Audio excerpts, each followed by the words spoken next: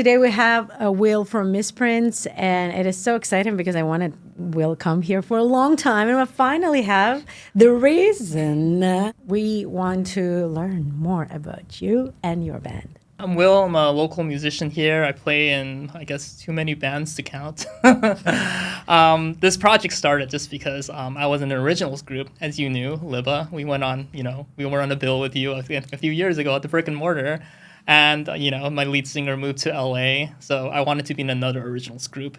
And then I auditioned around, couldn't find the right fit, and then eventually just be like, well, why don't I just start my own group, see what's out there.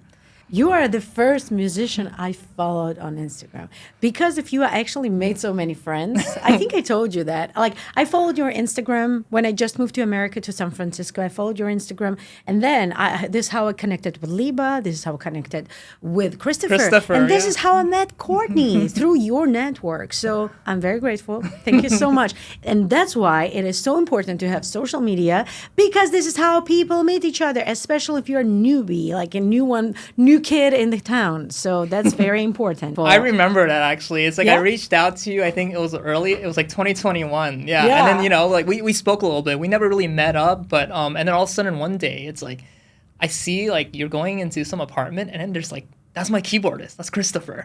And I was just DMing you. I was like, oh, wow, like, what a small world. And the next thing you know it, like everyone's just in everyone's lives. It's just amazing how that works. Just from one little connection. Yeah. This is how I integrate. I just find one very socially skilled person, stick to that person, and know all of his friends. But now it's crazy because I didn't even know that, because to me it seems like it's like you are the person connecting everyone now. So like from the outsider's point of view, I just I would never expect that I was your first contact. Yes. Yeah, I'm like, you are my first contact, and my first musician is Monroe. And isn't this fun that Monroe now plays in the Missprints, and you guys play in the same band? I'm just like, when I'm thinking about this, something inside me blossoms. First of all, congratulations with your release. We just listened to your new song, Dusk, on the way, and we loved it. It was great. I'm glad to hear it. Yeah, I mean, it's like right now it's kind of called pre-release, where, it's our first song, and then Spotify does this thing where you need to wait like 2 weeks before you claim your profile. So, we're going to claim that and then do like more of a mass marketing after that. But I'm actually really glad you brought that up, because like a lot of people, including you, Christopher, it's like, I guess you guys actually do visit our socials, because I haven't been advertising this song. But then people have found it and have listened to it, and I'm like, they're texting me. I'm like really surprised. I was like, there's such interest for something that I haven't advertised yet officially. Can you imagine the power when you do? I know. I want it when people to listen to it, they get to see the photos of, the band and all the links and all that, and have an official profile. But, because it's our first release, it always takes a little bit. But I'm really excited that people are excited about this release and have been listening to it without me, directing them there. So for me, it's just like, you guys actually look at our socials, which is great. We do. You guys see the little links there, and you're like, oh, okay, wow, what's this? And then you click on it, oh, listen to Dusk. Okay, like, I'm actually pretty surprised about that. There are a few standard things to do as a band to establish your brand. Of course, when you just got together, you don't really know. I don't know what my brand is. I'm just still developing my artistry, right? But hold on, this is a very big topic. Before we jump in, please let me know few details about your band. This podcast is the opportunity for every musicians to connect, and since you guys new, it's really hard to Google you and find your biography and stuff. So use this opportunity to talk about your band, so we have more personal stuff and more information out there for those people who are listening secretly your songs, whose guilty pleasure is your band. Yeah. So, we're new. We with this current lineup, I think we technically formed, I'll just go back in history, ancient history. 2024, early on, I knew Libba was splitting up, so I was like, oh, let me find a group. So I actually found a singer named Vicky, which I wish could be here today. But, she actually has never been in any other bands, and I noticed that, she's, posting on that group that we all probably been on, the Facebook group, the Bay Area musicians. Yes, that's... I clicked, I didn't see any recordings, nothing. And I think she posted a year ago trying to find a group, and it wasn't there. And I just messaged her, hey, would you I can put together kind of a pseudo band and see, if this could be a fit. And we did, and I couldn't tell if she was good or not from her recording, just because she just sent me literally like just recorded herself on her phone, sent it to me. I'm like, I can't tell.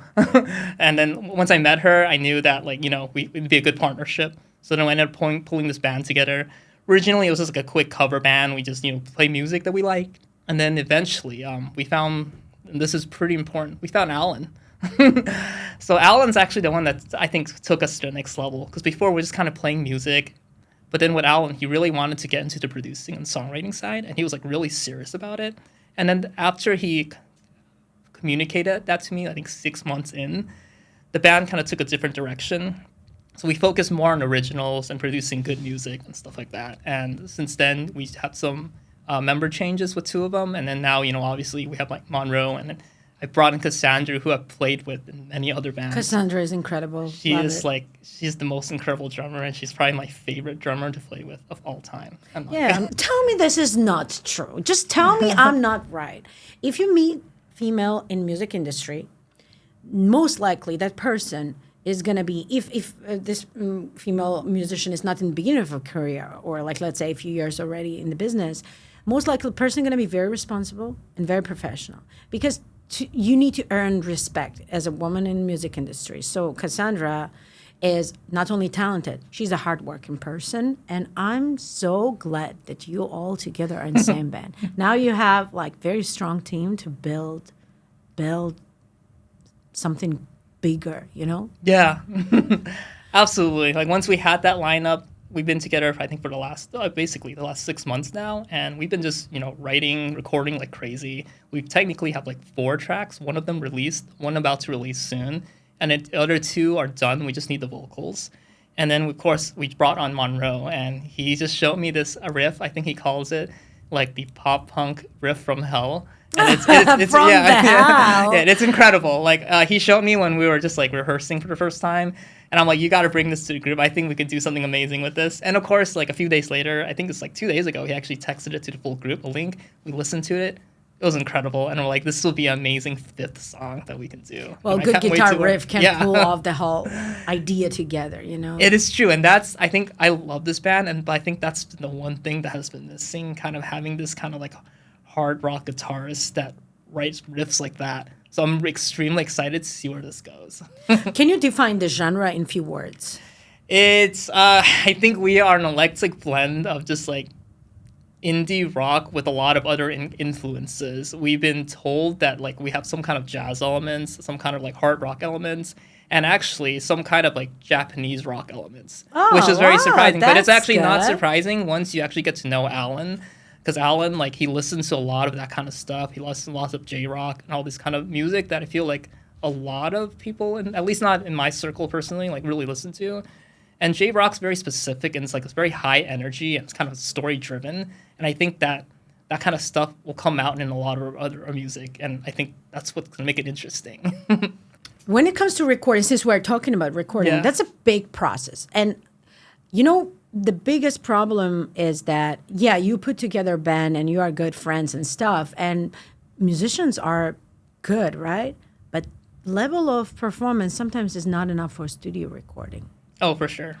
For example, a drummer, if you are not good with metronome, I'm so sorry, but we're going to spend most of our budget on you tracking your drums. Yeah. And that's expensive. 1 hour in the studio is like, what, $100?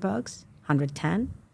And that's assuming your drummer can do it. Yeah. But like from my experience, when I hire session musician, anybody can call themselves session musician. Let's be clear on that. Absolutely. Everybody can claim, I'm a session musician. I charge like $300 per song, and then that person comes and flops. Yeah. You pay money to that person, and that person flops, and you lose money for the studio, or your drummer comes and cannot make it because at this point of level that person is, he's a great match for the band, but then emotions comes in, right? How do you explain your drummer that he's not good enough for the studio work? Right. Yeah. If this person is open for a construction criticism, that's one thing, right? Like some drummers can say like, hey, I agree, I'm not there yet. Let's hire a professional session musician for this studio recording, and I will level up, and I think I will achieve this within next year or 2. Right. That's realistic expectations. But people sometimes have ego problems, and they do, and it's even with the kind of like I'm probably gonna butcher this, but apparently apparently now in like all metal music, even though the drummers record on the track, they also add electronic things to it, which I learned from Alan. Yeah. Like I know, I wish he was here and tell me about, but he's like, some drummers are, they're very egotistical about that kind of stuff, even though that's how everyone does it now. Yeah. Look, it's very normal to work with producer, and you know what? The quality of the songs is going very high. That's a hot topic in metal scene when people are like, you don't record real instruments. Listen, I will record. As a solo musician, I can say I do not. You know why? Because my monthly income is negative for a long time. I'm funding my business myself, my music myself, and it's already like negative $3,000 every month. Like, what do you think? I'm like ATM, have an ATM at home, just like this gives me money unlimited funding to get So, why didn't I think about hiring the best and blah blah blah, right? Yeah, and if you guys want real instruments, I need to be able to afford session musicians, session drummers, session bass player, session guitar player, and all of them should be good and be able to record this from 1 or 2 takes and available, available and willing to work with you. Willing with work with you, no name musician who just came across their DMs. So it's like, why didn't I think of that, right? Yeah. So this is all very good and nice when your band is very interesting in working in studio work, but some musicians cannot pull off studio. Cannot. It's true, and it's like we've been gone through this actually. Interesting, like with our current setup, it's like Alan was skeptical actually because he's like I said, I wish he was here. He's like a studio nerd, but he was like skeptical. I'm telling him, dude, like Sandra's freaking amazing, okay? And then he's like, yeah, but like we can program the drums. But I'm like, we'll be better if we had someone do it. But he's like, yeah, but it's only good if they can actually do it and play to a metronome and just be like freaking perfect. Yeah, and sometimes like, even that. Yeah, and I'm like, well, that's her. Let's try it out. So we actually set her up in a studio, and she had this like drum set that costs like probably $1 million that she never brings to gigs because it costs so much. Yeah. And then she has all her mics. Somebody breaks into your car in San Francisco and steals that shit from you. Exactly. Yeah, so she's just like, I'll never gig with this. But anyway, she set it up. She has all her mics. My precious. Yeah, she has like all these like millions of mics set up in her professional studio. Mm-hmm. And then we went there, and then we tracked our second single called Head Rush, by the way, written by Vicky. I'm really excited about that track, by the way. Oh, so cool. So she wrote the song, to the. Yeah. She wrote like the melody, and she had a rough recording that she did with her dad. Did she have like a chord progression, or you guys kind of arranged a little bit, and we kind of tweaked it into a different direction, and now we have all the instrumentation. But for the most part, it's a kind of finished song she wrote, I think, when she was like 19, and it's incredible. But we added drums to it, and Cassandra like tracked it down, and like Alan was just like, I'm convinced. Because he's a studio nerd. Everything you're talking about, how you have to be perfect, he's like, I don't know, like I've never seen her play in a studio. I'm like, yeah, but she's really good. And then like once she did it, Cassandra told me it was my job to convince them. No, this is good. And recording drums is a complex process. It's the hardest. And mixing drums is that fucking whole level. And some microphones bleeds, and then it's becomes messy. So producers, God bless producers. God bless producers. Love working with producers. But trust me, when I will be bigger artist, of course I would love to record live band. Yeah. Just buy my merch, come to my shows, listen to my fucking music. Kidding. Music producers unlocks lots of possibilities for bands to create, to explore, to find something good. It's good for the business. Let's establish that. Yeah, absolutely. Do you guys have a band leader, or you kind of make every decision by voting? So it became a natural process, and it's personally a role that I never intend to take, but officially, I guess unofficially or officially, I am the band leader, or at least people see me that way. I would say that Missprints is more like it's a democracy with a dictator that makes the final decision, if that makes sense. And I think that's just the way it has to work, because I've been in a group where it was a pure democracy. And, in theory, that sounds like a good idea, but turns to shit really fast, because now you have 5 people agreeing or disagreeing, and each thinks their voice is completely equal. And, in that case, it sounds like a great idea, but then you get locked, and then you never do anything. Whereas here, it's at least I gather everyone's opinions. That's how it works. People tell me stuff. This is what they're happy with, unhappy with, whatever. And then I just make the decision on there, and then, we move on. And the point is we move on. Yeah. It hasn't been a big issue. I don't think it sounds like we're about dissent here.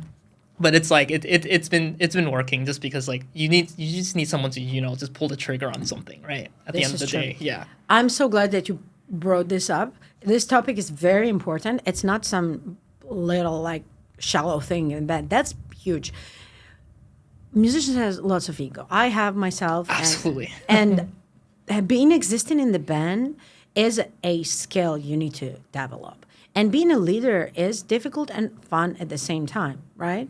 I don't know about fun, but like I said, I would prefer. Like it's really hard. I would prefer if someone else took this role. Like, this is my goal as a musician. I want to shut up, show up, and play bass. Like, you think I want to deal with like, you know, keeping everyone happy, booking everything, making sure everyone's responding to me. Like all these little things. I'm sure you've had this. Like, I have a gig, you know, and you're waiting. Like, you know. I have an issue with this band. That's why I don't ask on anybody's. You know how nice it is to be a solo artist. Yes, it's lonely. This is isolating. But at the same time, you get the offer and you respond 5 minutes. Right, because the only person you need is you. Yeah. Exactly. And then I have my favorite people I work with. Yeah. And I have replacement for every favorite people I work. Okay, replacement is a little loud word, but you know, like sometimes they have lives, the other bands, and busy. Yeah. So I always have 2, 3 guitar players I work with, 2, 3 drummers I'm connected with, 2, 3 bass players. But of course, I have my favorite people, and I'm reaching out them first. To backpedal there, like I mean, I agree with everything you said, but it's just like when the band stuff is working and it is hard, it's like it's amazing. The stuff we come out of from the studio when I'm in the room with those guys, and like, because like last month I came to Alan's place to record every single day, and we're just working on ideas that we already basically have established, and we're like tweaking the structure and all that, and then we would just come up with ideas that like the two of us were just sitting there like, what if we tried this? And to me, those are like just the amazing parts. There's like zero pressure, and we're just sitting talking and stuff like that. Same when we were in the studio with Cassandra about a month ago, just having her like drum all these parts, did like take after take, perfect take after take, but then like tweaking every little thing. To me, that was perfect. And also watching Vicky work in the studio, I told the other members, like the way she comes up with melodies on the spot, harmonies and stuff, I'm like, it's like watching Kobe work. Oh yeah. Everyone like cracked up at that comment, but it's just to me, like those are the great parts about like being in a band. And when you're in a show and everything clicks, like when we played that Music City show here, I think you were here for that. When we opened up for Used to Be Valentine's. Yeah, like, yeah. We walked that was a good show. We walked off stage and we're like, that was amazing. And it's like when it all comes together, you know, it's just there's no better feeling in the world within like playing with people like you really care about, that you're friends, and like you just put together this amazing show like all together. And to me, that's just, I say, it's the best part of being a musician. So for me, I feel like I could never work as a solo artist because of that. I miss parts like that. But you know what? I actually substitute that feeling by doing some like bonding with. So here's the thing. I get that feeling. I still receive it because I work with same people, right? It is. You are in a sense in a band. And you eventually make friends. But you have more, like I'm trying. Flexibility. Yeah, in my country we say, sit on both chairs with one ass. It means that you get the benefits of having band, but also you have a choice. Right. And I do see the point. And it's also because I sub a lot too, so I'm like one of the bass players for solo groups. Like I subbed in for Used to Be Valentine's like twice right now. Yeah. So it's like I get the idea, and it's like having that. It's also great because it's like you don't stop the show, right? Like it's like the show continues because you were able to have that. Yeah. Totally. Making decisions is a big thing. And sometimes not making any decision just because you're scared that you're going to fail, it's even worse than choosing bad. Yeah. So at some point, you need to make a decision. And at that point, already doesn't matter. A decision will work. So choosing a leader is a important part. Leader is someone you need to respect, because if that leader will say something what you don't like, you have respect and trust to this person, and you will let the leader to lead, right? Myself, listen, I've been only once in my life in the band when I was not a leader. It was fun. Until it wasn't. I can't see you not being a band leader, though. I don't think I ever can do that. And I agree. It's just I think there's certain personalities, and it's not a good or bad thing. It's just like it's some people like for example you. Like I can't see you being like just somebody in the band. Whereas for me, that's a more natural role. Like if anything, me being the leader of this group is like more unnatural role. But it's like, Oh, really? yeah, You have a skill. You have a very good skill. it's a skill I'm learning. I'm discovering. I'm also like like learning on the spot, honestly, to just deal with like making sure all the band members are happy. Because I don't know, in Missprints, it's quite incredible actually. It's like everyone in that group is so talented. It's like Alan, like when you see his setup, he has those 2 keyboards, he has his MacBook. He just rolls in. He's like and, right. Yeah. And then he has that like crazy fancy custom guitar he got, like, and he's an incredible musician with a good amount of theory and all that, Monroe, you know all about him. I don't say anything about him. He's like, you know how it's like, gonna be your rehearsals now. You're like, I'm ready, and guitar pros out, click, click, click, click, click, click, click, click, click. Okay, I'm ready now. Yeah. Oh, hold on, click. But incredible musician, and then Cassandra, like said, 3 degrees in music. She was in drum corps, like March for the Cadets, incredible professional drummer, someone like that. And then Vicky, like, she's just an incredible voice, great stage presence.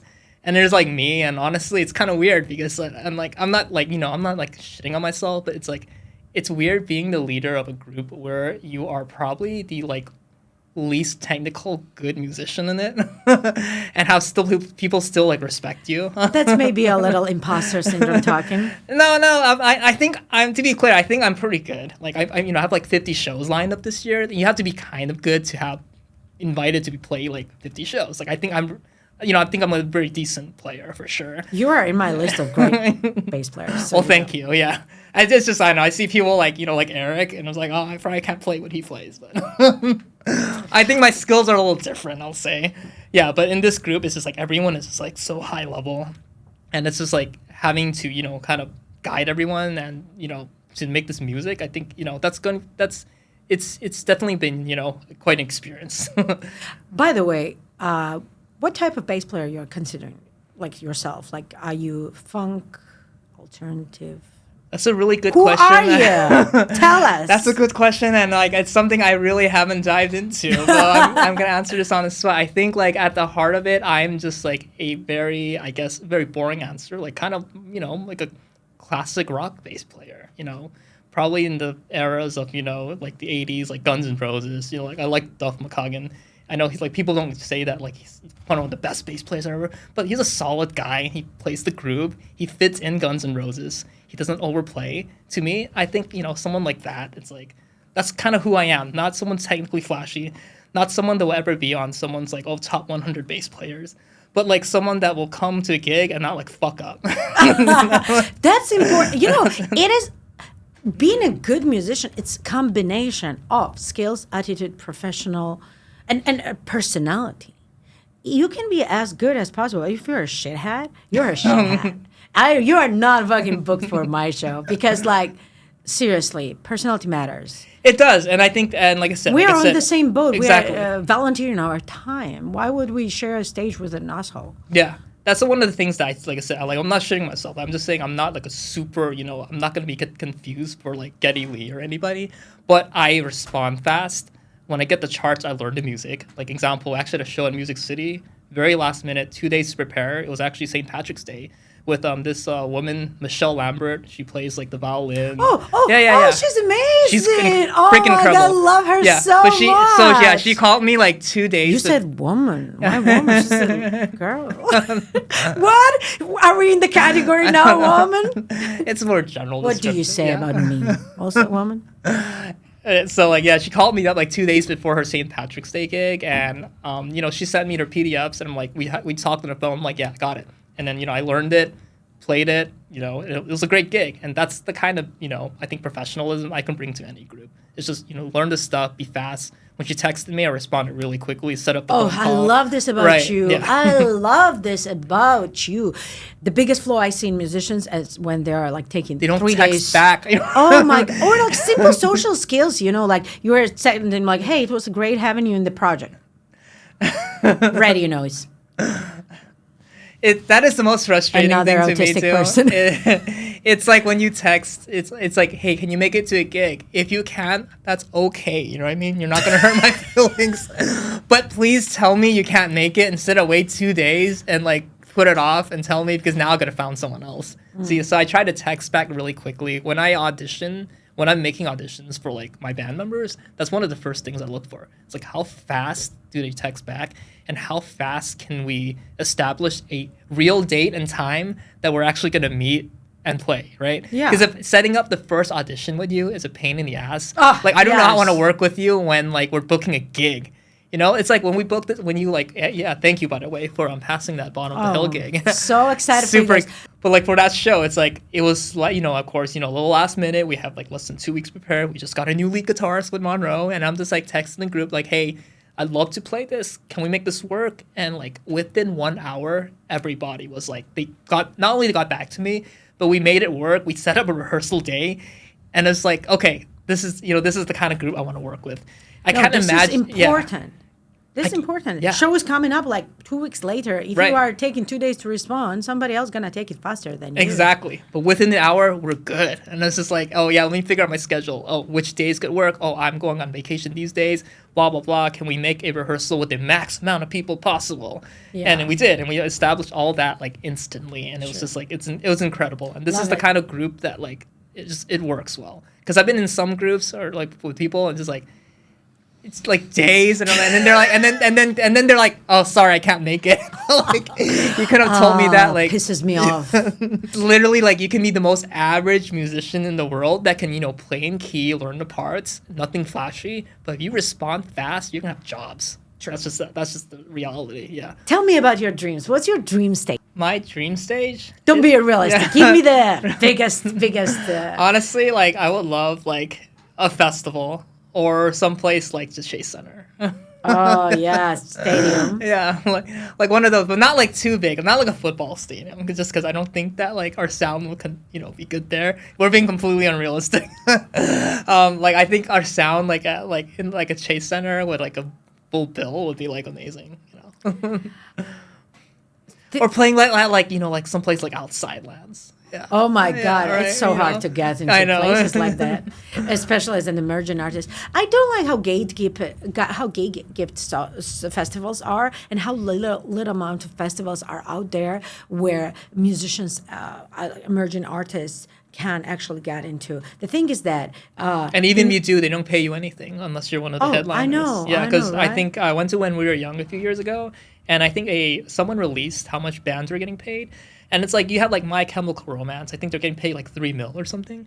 But then you have like a huge drop off. And then by the end, like these guys at the bottom, even though they're on there, they're getting paid like $500. I do understand it's a huge opportunity, crazy, but I don't like how fucked up music industry is. And if we're talking about the ideas behind, I'm very grateful that I finally defined what is it I'm standing up for. And I consider myself successful. I think you're very successful. Oh, thank you. I was going to say I will consider myself successful when I will meet certain goals, right? And one of the goals I have is affect music industry and make musicians' life more, not only musicians, music industry workers' life more comfortable and respectful. One of the things I do respect is that you do pay your musicians and you pay them well. It's just like I mean, we all know this, it's not a secret. The pay sucks. It's like the whole idea, I was talking to Niels about this a few days ago. It's like the whole idea that like $100 a head, right? For like a bar gig is what it was like in 1960 or whatever. And it's like, but it's still like that now. And that's a good bar gig because believe me, not a lot of not all bars pay a band of $500 to play. I'm lucky that I get to do that, but I know that like there are a lot that don't, and that's not even great. That's not a livable wage. Like even assuming you played 5 shows a day, It's like 5 shows a week. Parking. It's like, yeah, that's Let's like, talk right, about how right. fucking messed up the parking costs in San Francisco are. So you get bar gate for $100, but you're parking in North Beach garage. $40. I know how fucked up this is. Tell me it's not okay. My hair even started flipping. No, serious. It's crazy. Yeah, we play some shows in North Beach. It's like, oh yeah, you get like 800, but then like that's like if you didn't carpool, that's like 40 per member. And it's like, well, how much are you really? Here's the thing. Thank you for thinking of me in this way. I actually do insist to pay musicians. Sometimes I already made friends with people, and sometimes people would love to volunteer, right? But it's still, I don't feel right about this. Of course, I do appreciate people volunteering their time for my art, and I will do my best to connect these people with as more professionals and opportunities, because I believe that, like, what's good about me having friends who never succeeded in anything? You know how more important it is for your music scene to thrive, because if your friend thrives, you thrive. Yeah. That's the same way I look at it. It's funny because it's just like, why would I want to have broke friends? I want my friends being successful, happy. Like, with original music, it's actually one of the things because, like, you know, I sub. I'm also in a bunch of other groups. One of them, yeah, like recently, the leader asked me, okay, so like, how much do I expect to be paid for like original shows, right? I'm like, originals, we split whatever money we make, even if it's nothing. Yeah. Because I don't need a rate for that, because my reason is if we're pushing original music, our goal is to play places like Bottom of the Hill, brick and mortar, right? But if you're, the back of your mind, you're thinking about paying me every single time, or whether to take a bass player or not, and you don't take a bass player and your show sucks because you don't have a bass player, that doesn't help anybody. So if I believe in someone's art, it's like, I'm willing to take a little discount for that. Or like basically, yeah, I'm like, just split it. Yeah. I want to discuss the goals. You earlier mentioned that you like that goals are defined. So my goals like this year is to at least 4 singles. Like there's really no excuse why we shouldn't. We have the material. We just need to get into the studio when people aren't busy and just grind it all out. Ideally, I would love 6. When we started this year, Alan, me, Vicky sat down and we were like, what are our goals for this year? Our goals are to play like 6 what I call high quality shows. Basically, they're either a cover show at a bar like Maggie McGarry's, which we did, or like shows like at like Bottom of the Hill, you know, like Music City and stuff like that. I'm pleased to say that in terms of the live stuff, we've done it. It's good. I think we're gonna play like 8 or 9 high quality shows this year. So if anything, we overdid it on that. Whoever is in charge of booking, that person does a good job. That's you, right? Yes. I hustle on that. I'm not gonna be modest. Like I really do put in my work. That's a fucking huge job. Yeah. Good work. Success comes in different forms and shapes, and as a musicians, we need to think strategically because we are also business owners, right? Absolutely. Startup owners. Yeah, I love that. By the way, that's how I think of this as a startup. You can crush your dreams by aiming to become next Metallica, right? And then just fucking die from depression.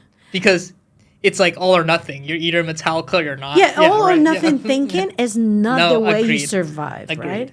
It's okay to ride the waves of highs and lows, right? We all do that. But as an experienced musician with 20 plus years, you fucking finally learn to eat elephant with small little bites, right? My husband asked me to define in numbers what success is. And I defined the minimum success I will consider that I hit all of my goals. And it looks in numbers this way. 1 million monthly listeners, ability to play 200 capacity venues in different cities I don't live in, and I can pull up 150, 200 people. That's really to my important show. because it's like 100, 200 unique people you have no connection to. Yeah, not personal connection. Yeah, that's yeah. huge. Yeah, because it's different. You're in like here, like it's no, absolutely. To pack the knockout like you did. It's like. These are your people. Leave, yeah. I know everyone who came. That's why I know how much people That's still impressive, though. Like. But it was teamwork. It was good lineup. Laserbeam are big. The Freaks are. Oh my gosh, the Freaks are so cool. Yeah. But like to do that in like Cleveland, a place you probably I don't know if you never been. Yeah, exactly. You don't even know the name of the town. And then have them sing back. That's the right. Yeah. See that I agree. That day I will go to my bed. Yeah. This is realistic goal. That's doable. That's doable. And I'm happy that I defined it because it doesn't seem like a scary future. You will maybe make it. Right. My goal is like, as a musician, as a bass player, is to be respected in this community first. Like I want to be someone that like people like will look at in this community and think, oh, that's a great musician, that's a great bass player, very reliable. You got that from me already. But I know what you're saying. Yeah, and that's part of my. I was wondering about when you're talking about like what my goal is. Like, why do I do this? I think it's fun, and I think for me, my goal is a little bit like yours, but in a different perspective. And that, like, for me, because I'm coming from the perspective, I'm a bass player at the end of the day. I'm never going to be the star. I'm never going to be, you know, that person up in front. But I find it really exciting to find people that haven't had that space. It's kind of interesting when you go back up. I realized, like with Libba, like, not that I discovered her, but, like, when I reached out to her when she was finding a keyboardist, I'm like, I'm not a keyboardist, but I can help you form a band. So, like, I kind of jump-started that, and now we have, like, all this stuff that we went through. And there was a period where, like, my playing, I've heard this from other members, my playing at that point wasn't up to par, but she still didn't fire me. And I think part of the reason is because, like, she knew, A, I would get better, B, she knew I was always someone that she could rely on. I think she can vouch for that. And this leads me to my next point. Years later, it's like I kind of did the same thing. I found Vicky, who is not, by the way, part of this music community. I was surprised. Like no one knows about her, and like I was the first person to right? really reach out, and now people see how amazing she is. And Vicky's told me she's getting recognized in the streets. Like people are like, "You're the Missprints girl." Exactly. So that's my point. But like my thing is like, why isn't someone as talented as Vicky or someone who is like a phenomenal musician like Alan? Why aren't they in these groups? And my job is to try to find and bring them together. And as the kids will say, let them cook. And for me, I think I have a decent eye for that kind of talent because I was right on that. Like they're both incredible musicians. Because Sandra, like her first rock band was in my band. And to me, she's one of the best drummers in the Bay Area, full stop. And to have her on board and all these kind of people that just didn't have this long history of playing in groups, but are now in the space where they could like thrive and be like hopefully one of the better bands here. It's like I think that's my goal. Just finding people out there. Just because I think for me personally, I spent much of my 20s, I feel like in bands, in and out, wasting time with people that aren't serious or like at the end of the day just weren't as talented. But then now it's like now with that knowledge that I had in my 20s, I can apply this to someone who, you know, are in their 20s or whatever, and they're trying to start this thing and have them skip all the bullshit. It's like I kind of jealous in a way of like it's kind of like with Vicky and Alan particularly because this is their first like band. Well, Alan was in bands back then, but this is his first one like here. About how like the first gigs they played, for example, one of the first bar gigs we played had like 100-something people in there. You know what my first gig was? It was like me playing to my girlfriend and one guy, you know? And it's like, but that's the first thing they do. They play here, and now everyone in the bar is singing. And then it's like the first gigs that like Vicky gets to play are like what main stage Music City. And it's like, you know what I played for years in like shitty restaurants. That pay nothing, and there's like nobody there to watch you. I played empty rooms. I spent my 20 rooms. Yeah, it's devastating. It just breaks your soul. But you learn the most from those because you like learn as a musician. It's a nightmare. You take but you just gotta take it on the chin and put on a show for the one bartender that's working that night. I just think you're gonna thrive together. I think so too, and I hope so.